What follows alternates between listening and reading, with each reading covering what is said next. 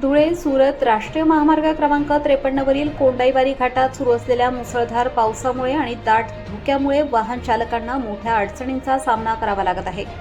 अशाच प्रतिकूल परिस्थितीत दहिवेलहून विसरवाडीच्या दिशेने येणाऱ्या NL01 RF 7400 क्रमांकाच्या कंटेनरचा भीषण अपघात झाला।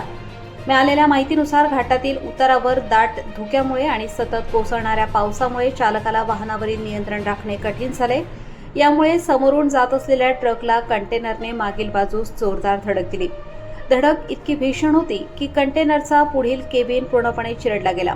अपघातात कंटेनर चालक आदिल हाफिज व 21 वर्ष राजस्थान दोन्ही पाय केबिनमध्ये अडकलेत।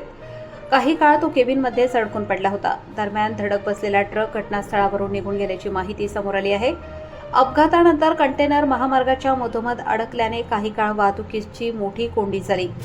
घटनेची माहिती मिळताच महामार्ग वाहतूक सुरक्षा मदत केंद्र अधिकारी सहाय्यक पोलीस निरीक्षक विवेक पाडवी यांच्या मार्गदर्शनाखाली सहाय्यक पोलीस उपनिरीक्षक Prabhakar Jadhav, police head constable Arun Koli, Mukesh Hire, Vijay Borse यांनी तात्काळ घटनास्थळी येत युद्धपातळीवर मदत कार्य राबवून महामार्गावरील वाहन चालकांच्या मदतीने कंटेनरमध्ये अडकलेल्या चालकाची सुखरूप सुटका करण्यात आली।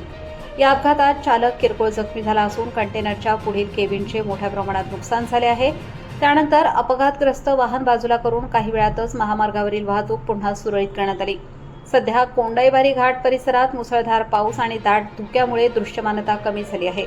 त्यामुळे वाहन चालकांनी वेगावर नियंत्रण ठेवून सुरक्षित अंतर राखत वाहन चालवावे असे आवाहन प्रशासन आणि महामार्ग वाहतूक सुरक्षा यंत्रणेने केले आहे। रईस शेख, विसरवाडी।